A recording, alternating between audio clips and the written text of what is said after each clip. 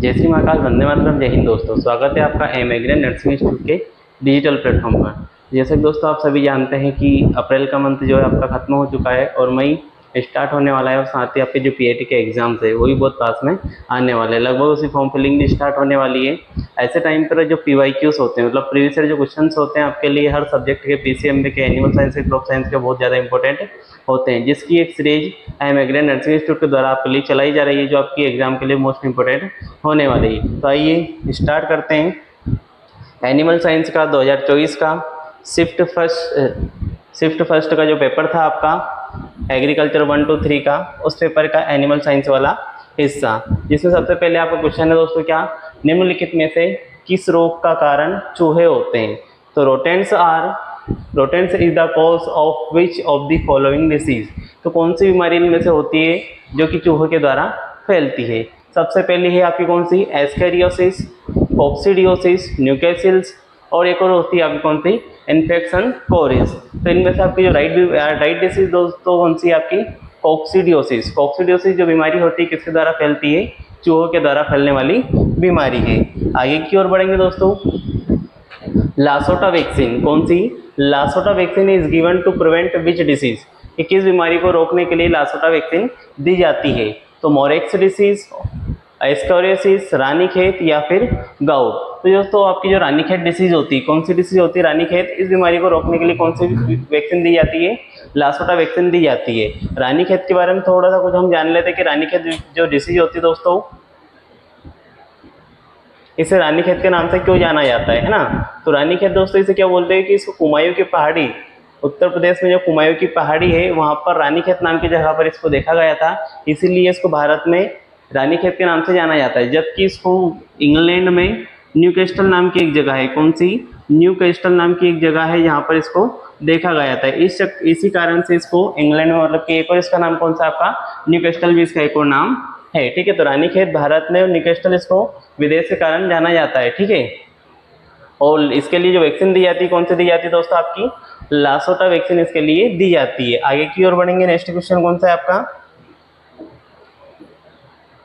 सिट्रिनिन। सिट्रिनिन एक प्रकार का है। सिट्रिनिन इज ए टाइप ऑफ। कि सिट्रिनिन इनमें से कौन सा होता है? तो ऑप्शन ए दिया हुआ है टीका, माने कि वैक्सीन, है ना? तो जो टीका या वैक्सीन होती है ये सिट्रिनिन नहीं होता। दवा या मेडिसिन, तो जो सिट्रिनिन है दवा या मेडिसिन में नहीं है। इसके अलावा टॉक्सिन ऑप्शन में दिया हुआ है, क्या? टॉक्सिन या फिर विष। तो सिट्रिनिन क्या होता है आपका? टॉक्सिन या फिर विष होता है। ठीक है, और एक और ऑप्शन में है स्टेबल डाइट। तो इसको स्टेबल डाइट के रूप में भी नहीं जाना जाता। किस रूप में जाना जाता है? टॉक्सिन विष के रूप में इसको जाना जाता है। तो सिट्रिनिन क्या है दोस्तों? एक प्रकार का टॉक्सिन विष के नाम से जाना जाता है। ठीक है, अगले क्वेश्चन की ओर बढ़ेंगे। At weeks of age, chicken are susceptible for Marek's disease।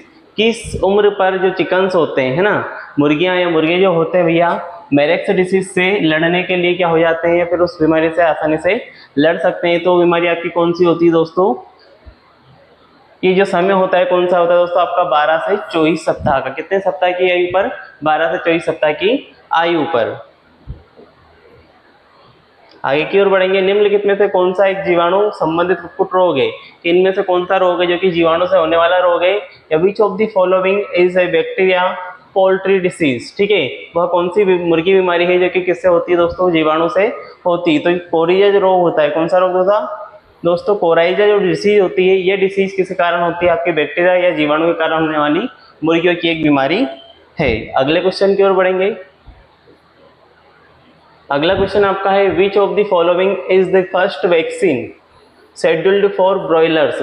Broilers के लिए इनमें से कौन सी जो वैक्सीन है ये शेड्यूल की गई या फिर लगाई जाती है? निम्न में से कौन सी वैक्सीन ब्रॉयलर के लिए पहला टीका, है ना, इनमें से कौन सा टीका जो है ब्रॉयलर के लिए पहला टीका दिया गया था दोस्तों? तो पहला टीका कौन सा था आपका? मैरेक्स डिसीज। कौन सा? मैरेक्स डिसीज वैक्सीन या फिर मैरेक्स रोग का जो टीका है दोस्तों कौन सा होता है? ब्रॉयलर डिसीज के लिए। ब्रॉयलर के लिए निर्धारित पहला टीका कौन सा आपका? मोरेक्स रोग का टीका। यदि ब्रॉयलर कौन होते हैं दोस्तों? ब्रॉयलर के बारे में जान लेते हैं पहले हम। तो ब्रॉयलर्स वो होते हैं जिनका यूज दोस्तों किसके प्रोडक्शन के लिए करते हैं? अपन चिकन के प्रोडक्शन के लिए। ठीक है, मतलब मुर्गियों से प्राप्त होने वाले मांस को हम क्या बोलते हैं? चिकन बोलते हैं। तो चिकन के प्रोडक्शन के लिए, या फिर वह मुर्गियां जिनका यूज इसके लिए किया जाता है भैया चिकन प्रोडक्शन के लिए किया जाता है, वो ब्रॉयलर्स होती है ना। एक वर्ड होता है आपका लेयर, एक कौन सा वर्ड होता है, लेयर वर्ड होता है। लेयर का मतलब क्या होता है भैया, एक प्रोडक्शन के लिए पाली जाने वाली मुर्गियां, ठीक है। तो एग की जब बात आएगी तो लेयर की बात करेंगे, और जब चिकन की बात आएगी या मीट की बात आएगी तो किसकी बात होगी यहाँ पर, चिकन है ना, सॉरी मीट नहीं चिकन, तो कौन आएगा यहाँ पर, ब्रॉयलर आएगा। इसके लिए जो टीका होता है कौन सा शेड्यूल्ड किया गया है दोस्तों, मोरेक्स जो डिसीज होती है, मोरेक्स का जो टीका होता है ये इसके लिए शेड्यूल्ड किया गया टीका है।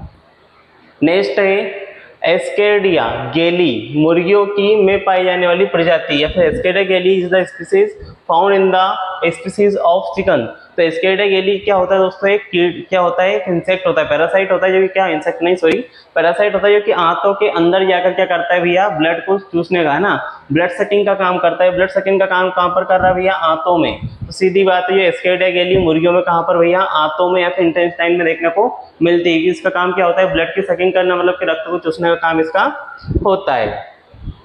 अगले क्वेश्चन की ओर बढ़ेंगे, रानीखेत के बारे में निम्नलिखित में से कौन सा कथन गलत है, ठीक है, या फिर विच of the following statements about Ranikhet disease is incorrect, इनमें से कौन सा जो तथ्य है या कथन है जो कि रानीखेत बीमारी के लिए गलत है, तो कौन सा भैया आपका कौन सा कथन गलत होता है इसके लिए आपका, कि इसका प्रभाव जूनोटिक नहीं है, it does not have a zoonotic effect, ये क्या है भैया इसके लिए कथन गलत है, ठीक है, यह कैसा है इसका इनकरेक्ट पॉइंट है, ठीक है। आगे की ओर बढ़ेंगे, अगला क्वेश्चन क्या है आपका, अगला क्वेश्चन है जांघ की मांसपेशियों में रक्त स्त्राव नैदानिक लक्षण है। तो जांघ की जो मांसपेशियां होती हैं इसमें जो रक्त स्त्राव होता है ये किसका नैदानिक लक्षण माना जाता है दोस्तों, तो बर्ड फ्लू नाम की जो बीमारी होती है, कौन सी बीमारी आपकी, बर्ड फ्लू नाम की जो बीमारी होती है, इसका नैदानिक लक्षण क्या माना जाता है भैया आपका, जांघ की मांसपेशियों में रक्त स्त्राव का होना, ठीक है। तो जांघ की मांसपेशियां जो होती है इनमें रक्त स्त्राव यदि हो रहा है तो किसका नैदानिक लक्षण है आपका, बर्ड फ्लू का है, ठीक है। आपको जो वीडियो का जो सीरीज हमारे द्वारा चली जा रही है जिसमें पीसीएमबी, एग्रीकल्चर साइंस में, एनिमल साइंस, क्रॉप साइंस ये सारे चलाए जा रहे हैं, वीडियोस पसंद आ रहे हैं तो चैनल पर यदि आप नए हैं तो चैनल को सब्सक्राइब कर लीजिएगा। एक बेल आइकन का ऑप्शन आता है जिसको आप प्रेस करके ऑल वाले नोटिफिकेशन को ऑन कर लीजिएगा, ताकि हमारे द्वारा जितने भी नए वीडियोस आपके लिए आ रहे हैं सारे वीडियोस आपके पास में आसानी से पहुंच सके। हमारी जो सीरीज ये पसंद आ रही है तो हमारे वीडियोस को लाइक करिए, साथ ही साथ कमेंट बॉक्स में जो क्वेश्चन हम पढ़ा रहे हैं, हम क्वेश्चन जब क्वेश्चन क्या कर रहे हैं, क्वेश्चन को ही बोल रहे हैं, उसकी रीडिंग कर रहे हैं, इतने में यदि आपको आंसर मालूम है तो एक बार खुद को देखिए कि कौन से क्वेश्चन का आपको कितना परफेक्ट आंसर मालूम है, और हमारे आंसर देने के पहले ही आपको क्या कर देना है, उस आंसर को कमेंट बॉक्स में कमेंट कर देना है, जिससे आपका कॉन्फिडेंस क्या होगा, बूस्ट होगा, है ना। आगे की ओर बढ़ते हैं, अगला है निम्नलिखित में से कौन सा टीकाकरण 8वें सप्ताह में परतों के लिए निर्धारित किया गया है। तो कौन सा टीकाकरण जो कि 8वें सप्ताह में परतों के लिए निर्धारित है दोस्तों आपका, तो आरडी वैक्सीन बूस्टर जो टीका होता है, कौन सा आरडी वैक्सीन बूस्टर जो टीका होता है दोस्तों, आरडी वैक्सीन बूस्टर, ये 8वें सप्ताह की परतों में क्या किया गया है भैया, निर्धारित किया गया, मतलब कि 8th वीक की यदि क्या हो जाती है, एज हो जाती है किनकी, चिकन्स की, तो उनके लिए टीका क्या क्या किया है भैया, निर्धारित किया गया है, ठीक है। आगे बढ़ेंगे,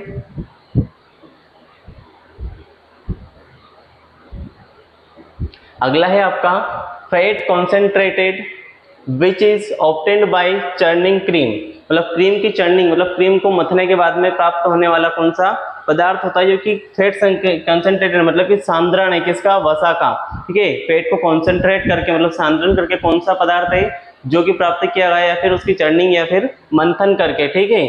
वसा को एक सघन द्रव्यमान में एकत्रित करके कार्य चालन किया जाता है, तो इसे क्या कहते हैं, या फिर इसके द्वारा जो प्राप्त हो रहा है पदार्थ उससे क्या कहते हैं, gathering the fat into compact mass, मतलब एक साथ क्या कर दिया भैया, फैट को इकट्ठा कर लिया, compact mass and then working it is called, तो इससे प्राप्त होने वाला जो बाई प्रोडक्ट है क्या होता है, तो ये पनीर जो होता है इसमें हम क्या करते हैं, दूध को फाड़ तो रहे हैं लेकिन फिर भी फैट को एक जगह क्या नहीं कर पा रहे हैं, अपन कॉम्पैक्ट नहीं कर रहे हैं, ठीक है। खोवा जो होता है इसमें फैट को अपन कॉम्पैक्ट तो कर रहे हैं, ठीक है, लेकिन फिर भी यहाँ पर चर्निंग नहीं हो रही है, क्या नहीं हो रही है, मंथन नहीं किया जा रहा है, क्या नहीं किया जा रहा भैया, मंथन यहाँ पर अपन नहीं कर रहे हैं। मंथन यदि करोगे तो क्या प्राप्त होगा आपको, आगे बताते हैं। पहले खोवा क्या है आपका, खोवा मंथन के द्वारा नहीं प्राप्त होता, घी, हाँ घी के लिए चर्निंग की जाती है, लेकिन घी से पहले जो प्राप्त होने वाला बाई प्रोडक्ट होता है कौन सा होता है? बटर होता है या फिर मक्खन होता है। तो आपका जो क्वेश्चन है इसका आंसर क्या रहेगा? बटर। बटर जो प्रोडक्ट है किसका बाई प्रोडक्ट होता है? फैट जो होती है इसको ही चर्निंग या फिर मंथन से प्राप्त होने वाला बाई प्रोडक्ट है। इस बाई प्रोडक्ट से फिर क्या प्राप्त होगा आपको? इसके मंथन से घी प्राप्त होता है। ठीक है, बटर को गर्म करके आप क्या प्राप्त करते हो भैया? घी को प्राप्त कर सको। अगला है संघनित दूध, पूरे दूध के पानी का एक हिस्सा के द्वारा प्राप्त जो उत्पाद होता है ना, या फिर condensed milk is the product obtained by a part of water of whole milk. मतलब संघनित दूध जो होता है किस प्रकार तैयार किया जा रहा है, या फिर पानी की किस जो मात्रा है उसको, ए पार्ट ऑफ वाटर बात हो रही है ना, ए पार्ट ऑफ वाटर मतलब पानी का कितना भाग किस तरीके से हम खत्म कर रहे हैं कि जो दूध है आपको संघनित रूप में प्राप्त हो रहा है। क्योंकि जो दूध होता है संघनित है मतलब क्या है? पानी की पूरी मात्रा तो अपने उसमें से उड़ा ही नहीं, कुछ अमाउंट ही है, मतलब अमाउंट जो होता है वाटर का कुछ अमाउंट ही अगर अपन ने उसमें से उड़ाया। अब उड़ाने के लिए चिलिंग करोगे तो चिलिंग का मतलब क्या होता है भैया? ठंडा करना, द्रव द्रुत शीतन या फिर ठंडा करना। तो ठंडा करना मतलब पानी की मात्रा अपन उसमें से नहीं उड़ा रहे, उल्टा जो लिक्विड फॉर्म है उसको सॉलिड फॉर्म में अपन ले जा रहे हैं। एक होती है फ्रीजिंग, चीलिंग और फ्रीजन दोनों आपस में क्या संबंध रखते हैं। ठीक है, एक है आपका बॉइलिंग, बॉइलिंग यदि आप करोगे तो उबलता जाएगा और क्या है? या फिर बॉइलिंग उबाला उतार करके नीचे रख दिया, ज्यादा पानी की मात्रा इसमें भी नहीं गई। लेकिन एक होता है इवापोरेटिंग या फिर वाष्पीकरण। वाष्पीकरण में पानी की कुछ मात्रा को उड़ाने के पश्चात जो दूध आपको प्राप्त हो रहा है वो कैसा दूध प्राप्त होता है? आपको संघनित दूध प्राप्त होता है, जैसे कि वाष्पीकृत दूध या फिर संघनित दूध इसको अपन बोलते हैं। ठीक है, अगले क्वेश्चन की ओर बढ़ेंगे। ड्राइड मिल्क है ना, ड्राइड मतलब सूखा दूध है ना, या मिल्क पाउडर या फिर जो दुग्ध चूर्ण होता है milk powder is the product obtained by the removal of from milk. जो ड्राइड मिल्क है या फिर मिल्क पाउडर है, सूखा दूध या सूखा या जो दुग्ध चूर्ण है, ये किस प्रकार प्राप्त किया जाता है भैया? यदि दूध में से वसा को उड़ाओगे तो आपको प्राप्त होने वाला पदार्थ दुग्ध चूर्ण नहीं होता। प्रोटीन को उड़ाओगे तो भी नहीं रहेगा, तेल दूध में होता नहीं है इतना। ठीक है, तो बात किसके उड़ाने की हो रही है यहाँ पर? पानी की। पानी की अधिकतम मात्रा को उड़ाने के पश्चात बचा हुआ जो पदार्थ होता है उसी को अपन किस नाम से जानते हैं? दुग्ध पाउडर या फिर पाउडर दूध, सूखा दूध या मिल्क पाउडर के नाम से जानते हैं। हमारे क्वेश्चंस आपको पसंद आ रहे हो या फिर हम जो पढ़ाने का तरीका अच्छा लग रहा है तो वीडियो को लाइक जरूर कीजिएगा। कमेंट बॉक्स में जो क्वेश्चन हम जैसे ही मैं क्वेश्चन चेंज कर रहा हूँ तो वो क्वेश्चन को जैसे मैं पढ़ता हूँ इतनी देर में क्वेश्चन को पढ़ के आपको सीधे आंसर कमेंट बॉक्स में दे देना है, जिससे आपका क्या हो या कॉन्फिडेंस बूस्ट हो कि हाँ आप पीएटी की प्रिपरेशन कर रहे हैं तो उसमें आपको भी बहुत कुछ आता है। ठीक है, आगे बढ़ते हैं। The chemical composition of carotene mg पर ग्राम इन काउ मिल्क। गाय के दूध में जो केरोटीन होता है वो कितना मिलीग्राम पर ग्राम होता है? ठीक है, तो mg पर g होता है तो कितना होता है भैया आपका? 3 to 10 नहीं होता, 3.5 to 9.5 नहीं होता, 4.4 भी नहीं होता। राइट आंसर क्या है आपका इसका? डी। 3.2 से 7.4 क्या है भैया आपका इसका राइट आंसर है ना। तो मेरे आंसर देने के पहले यदि आप कमेंट बॉक्स में आंसर दे रहे हैं इसका मतलब है कि आपकी जो तैयारी है वो राइट आंसर दे रहे हैं, तो आपकी जो तैयारी है बहुत अच्छे से चल रही है और आप सिलेक्शन की कगार पर आ रहे हो धीरे धीरे, है ना। आगे की ओर बढ़ेंगे भैया। विच of the following statements is incorrect. इनमें से कौन सा स्टेटमेंट है जो कि भैया क्या है? इनकरेक्ट है, मतलब कि गलत है। सबसे पहला स्टेटमेंट क्या है? Initial investment of broiler farming is higher than that of layer farming. कि इसका जो प्रारंभिक जो निवेश होता है वो क्या होता है? लेयर की तुलना में अधिक होता है। Rearing period of broilers 5 to 6 week only. ये कथन सत्य है या असत्य है? अगला पढ़ लेते हैं। पहले अपन ब्रॉयलर में उच्च फीड दक्षता होती है, ये कथन भी क्या आपका सत्य है या असत्य है? इसके लिए पहले अपन क्या करेंगे? आखिरी वाला पॉइंट पढ़ लेते हैं। बकरी के मांस में क्या भी आपका कि बकरी के मांस की तुलना मुर्गे के मांस की मांग अधिक है। क्वेश्चन आपसे क्या पूछा गया है कि निम्नलिखित में से कौन सा कथन गलत है? तो इनमें से कौन सा कथन आपको गलत है? ये ऑप्शन का जो आंसर है आपको कमेंट बॉक्स में कमेंट करके बताना है कि इसका जो आंसर है राइट आंसर क्या है। ठीक है, आगे की ओर बढ़ेंगे।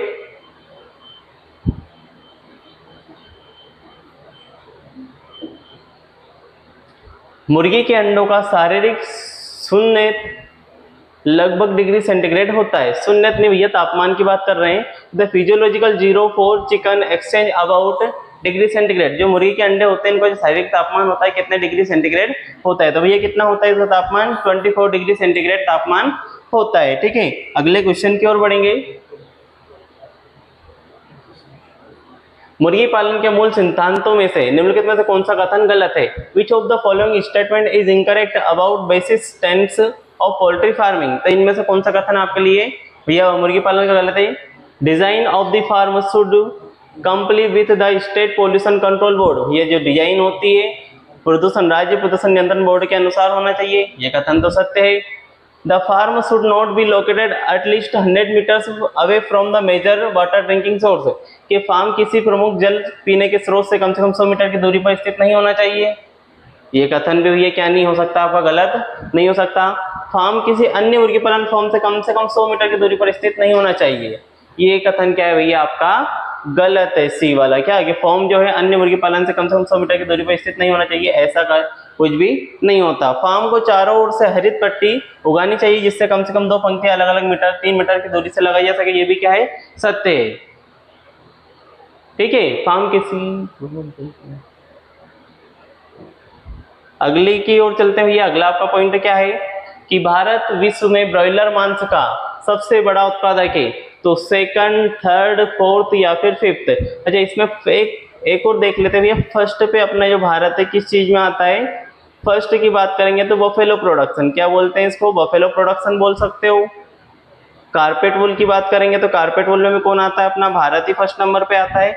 या फिर मिल्क प्रोडक्शन की बात करेंगे तो उसमें भी कौन भैया अपना भारत के कौन सा नंबर पर आता है? फर्स्ट पर आता है। अब उसके अलावा आपसे पूछा हुआ है कि इसमें भैया ब्रॉयलर मांस में, तो ब्रॉयलर मांस में आपका 5th नंबर पर आता है कौन? भारत। भारत कौन सा नंबर पर आता है? ब्रॉयलर मांस में 5th नंबर पर आता है। ठीक रहता है। अगला क्वेश्चन अपना क्या दोस्तों कि where is central poultry breeding farm located, कि केंद्रीय मुर्गी पालन ब्रीडिंग फार्म कहाँ पर स्थित है दोस्तों? तो ये कहाँ पर स्थित है आपका? चंडीगढ़ में। कहाँ पर स्थित है ये? चंडीगढ़ में स्थित है। नेक्स्ट क्वेश्चन आपका क्या है? What is the full form of FSSAI, food safety standard and authority of India? Fourth वाला ऑप्शन आपका क्या रहेगा? राइट रहेगा इसका। बाकी तीनों ऑप्शन आपके क्या है? गलत है। फोर्थ वाला जो है food safety and standard authority of India क्या है आपका? इसका राइट आंसर रहेगा। नेक्स्ट क्वेश्चन की ओर आगे बढ़ेंगे। Question number 21, what is the percentage of fat in buffalo milk? भैया जो भैंस होती है इसके दूध में वसा की मात्रा कितनी होती है? तो वसा की मात्रा कितनी रहेगी आपकी? 7 to 8% क्या रहती है? वसा की मात्रा रहती है। दोस्तों आपको हमारा जो सेशन हमारे द्वारा चलाया जा रहा है ये पसंद आ रहा है, हमारे कंटेंट पसंद आ रहा है तो वीडियो को लाइक कीजिएगा। और एक बात याद रखिएगा कि जैसे कि जो भी क्वेश्चन हम पढ़ा रहे हैं उस क्वेश्चन को जैसे ही हम क्वेश्चन को रीड करता हूं मैं, इतनी देर में आप उन चारों ऑप्शन को देख करके जो राइट आंसर होता है उसको कमेंट बॉक्स में दे दिया करें, जिससे कि क्या होगा आपका कॉन्फिडेंस बूस्ट होता है। Which of the option is not considered as milk solid, इनमें से कौन सा ऑप्शन है जो कि मिल्क के अंदर सॉलिड के रूप में नहीं पाया जाता है? तो भैया जो वसा होती है सॉलिड फॉर्म में होती है सॉलिड लिक्विड दोनों में है, लेकिन फिर भी क्या होती है? सॉलिड होती है। प्रोटीन भी क्या होता है? सॉलिड फॉर्म में होता है, जो कि क्या होता है? पनीर बनने के टाइम पे फिर दूध जब टर्न्ड होता है मतलब फटता है उस टाइम पे टूट जाता है। एक होता है लैक्टोज जिसको शुगर ऑफ मिल्क के नाम से जाना जाता है ना, तो ग्लूकोज और गैलेक्टोज दोनों से मिलकर बनता है। ये सभी ठोस होते हैं, लेकिन जो पानी होता है क्या होता है? लिक्विड फॉर्म में होता है, इसलिए ये विकल्प क्या रहेगा आपका? सॉलिड नहीं माना जाएगा। ठीक है, अगले विकल्प की ओर बढ़ेंगे हम क्वेश्चन की ओर। गाय के दूध में केसिन प्रोटीन की कितनी मात्रा होती है? तो गाय का जो दूध होता है दोस्तों इसमें केसिन प्रोटीन कितना होता है आपका? 29.5 to 5 ग्राम पर लीटर पाया जाता है। ठीक है, अगले क्वेश्चन की ओर बढ़ेंगे आपके। अगला क्वेश्चन क्या है आपका? निम्नलिखित विकल्पों में से पशु के दूध में वसा की मात्रा सर्वाधिक पाई जाती है, तो किस पशु के दूध में वसा की मात्रा सर्वाधिक पाई जाती है? तो आपका कौन भैया? जो खरगोश होता है इसके दूध में वसा की मात्रा क्या होती है? सर्वाधिक पाई जाती है। खरगोश के दूध में वसा की मात्रा क्या होती है? सर्वाधिक पाई जाती है। अगले क्वेश्चन की ओर बढ़ेंगे। लैक्टोज किसका संयुक्त रूप है? जो लैक्टोज होता है किसका संयुक्त रूप माना जाता है? तो लैक्टोज भैया अभी बताया था मैंने ग्लूकोज और गैलेक्टोज, किसका? ग्लूकोज और गैलेक्टोज का ही सम्मिलित रूप क्या कहलाता है? इन दोनों से मिलकर कौन बनता है आपका? लैक्टोज बनता है। लैक्टोज को शुगर ऑफ मिल्क या फिर दूध की शर्करा के नाम से भी जाना जाता है। अगले क्वेश्चन की ओर बढ़ेंगे। दूध की मात्रा को प्रभावित करने वाले कारक, कि दूध की मात्रा कौन कौन से कारक है जो कि प्रभावित करते हैं? तो भैया दूध की मात्रा को प्रभावित करने वाले कारक में सबसे पहले तो आप क्या जाएगी? कौन? स्पीसीज,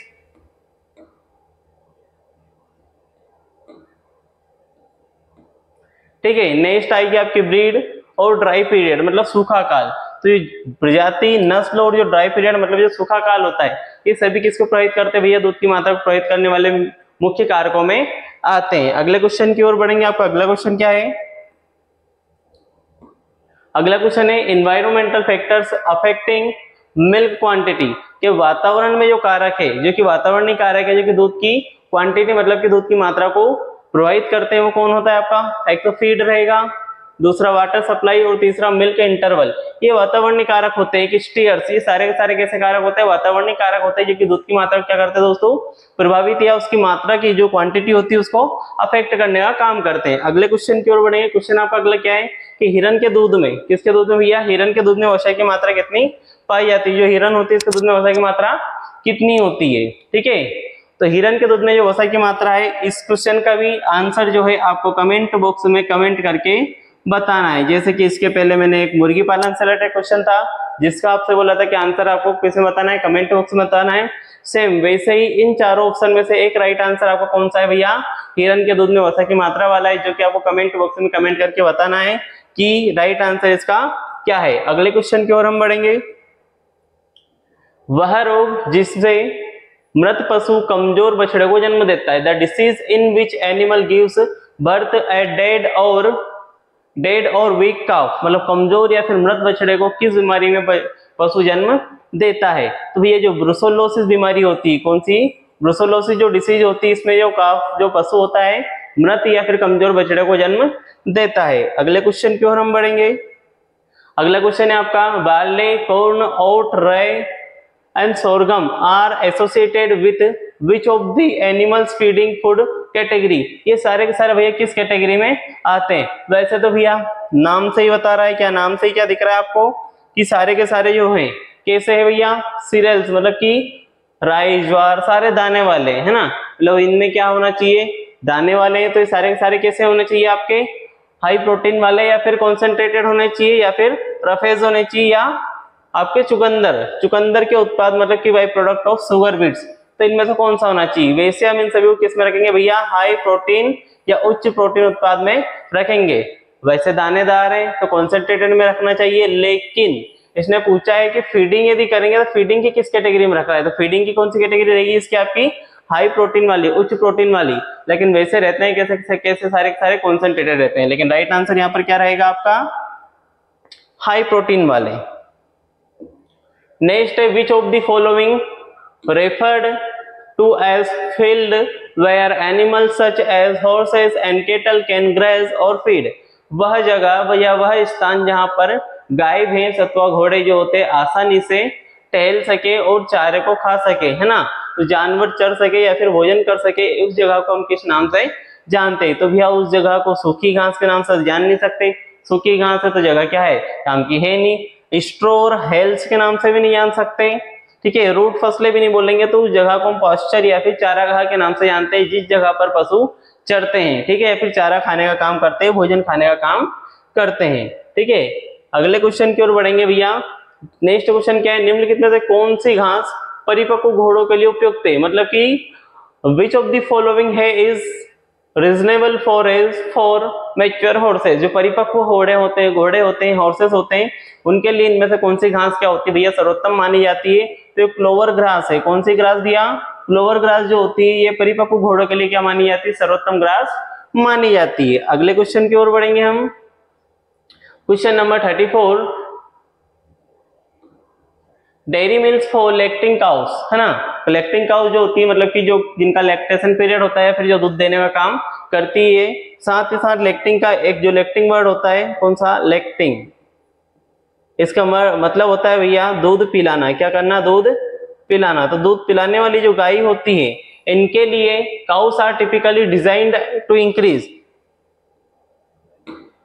है ना। वो कौन सा मील है या फिर वो कौन सा फीड है जो कि ऐसी गायों के लिए तैयार किया गया है जो कि क्या करती है भाई? दूध पिलाने का काम करती है। To increase microbial output and meet ruminal undergrass needs, ठीक है, मतलब कि दूध पिलाने वाली गायों के भोजन में किस तत्व को अपन ने शामिल किया है जिससे क्या हो सके भैया? सूक्ष्म जीव विज्ञानी उत्पादन को बढ़ाने में मदद मिल सके, मतलब उनका उत्पादन क्या हो सके, अच्छे से बढ़ सके, और जो दूध की मात्रा भी उसमें क्या हो सके, बढ़ सके। तो इसके लिए भैया अपन क्या करते हैं, एमिनो एसिड्स जो होते हैं, क्या एमिनो एसिड्स जो होते हैं, इसको अपन किसके रूप में यूज करते हैं, डेयरी मिल्क के रूप में यूज करते हैं उन गायों के लिए जो कि दूध पिलाने का काम करती है, लैक्टिंग का काम करती है।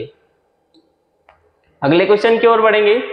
Dietary protein intake during early lactation is needed in cow, गायों में प्रारंभिक स्तनपान के दौरान आहार प्रोटीन सेवन की आवश्यकता होती है, तो भैया कितनी होती है ना, तो कितनी होती है, 17 से 19, कितने परसेंट होती है, 17 से 19% होती है, ठीक है। कितने परसेंट होती है, 17 से 19% होती है, ठीक है। स्तनपान का मतलब होता है कि जिस समय पर वो क्या करी हुई है, लैक्टिंग, वो अभी जो बताया था दूध पिलाने का काम कर रही है। हल्के स्तनपान की अवधि में के दौरान गायों को अपने शरीर के वजन का कम से कम कितना भोजन ग्रहण करना चाहिए, भैया यदि स्तनपान करा रही है तो उनका शरीर भार के अनुसार क्या देते हैं अपन, भोजन खिला रहे हैं। शरीर भार के अनुसार गायों को जो भोजन होता है दोस्तों, लगभग 3% उनका शरीर भार का भोजन उनको खाना चाहिए। कब, जब वो क्या करवा रही है भैया, स्तनपान। During the period of light lactation cows should consume at least 3% of, कितना, 3% of their body weight in food, तो 3% क्या फूड इनको इंटेक करना, मतलब खाना है, जब क्या कर रही है, हल्का स्तनपान वो करवा रही है, मतलब लैक्टिंग करवा रही है, ठीक है।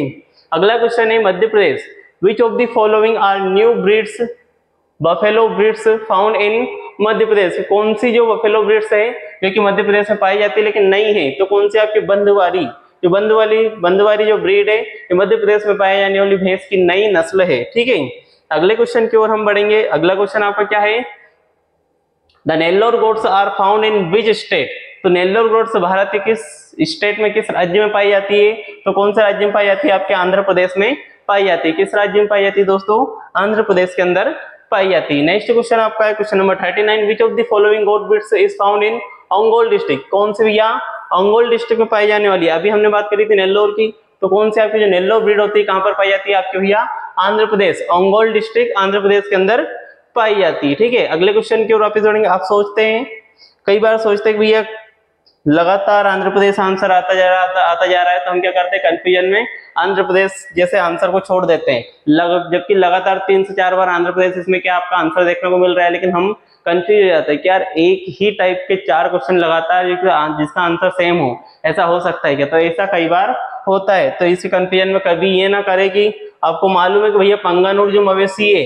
ये सबसे छोटी केटल मवेशी होती है ना, केटल सबसे छोटी हाइट की मवेशी होती है, केटल होती है, तो ये भी कहाँ पाई जाती है, आपके आंध्र प्रदेश में ही पाई जाती है। तो ये सोच ले कि नहीं यार, 3 क्वेश्चन इससे पहले मैंने आंध्र प्रदेश की लगाया, ठीक है, इसको रहने देते हैं, खिलाड़ी कर देता है, तो खिलाड़ी है ही नहीं, वहां की कौन है, आपकी पंगानुर जो होती है, पंगानुर केटल जो होती है, पंगानुर नाम की एक जगह है, वहां पर सबसे छोटी हाइट की जो केटल है उसको हम पंगानुर केटल के नाम से जानते हैं। तो ये कहाँ पाई जाती है भैया, इसको याद रखेंगे हम, मोस्ट इंपोर्टेंट क्वेश्चन है, कहाँ पाई जाती है, आंध्र प्रदेश में पाई जाती है, इस साल भी आने वाला क्वेश्चन है, ठीक है।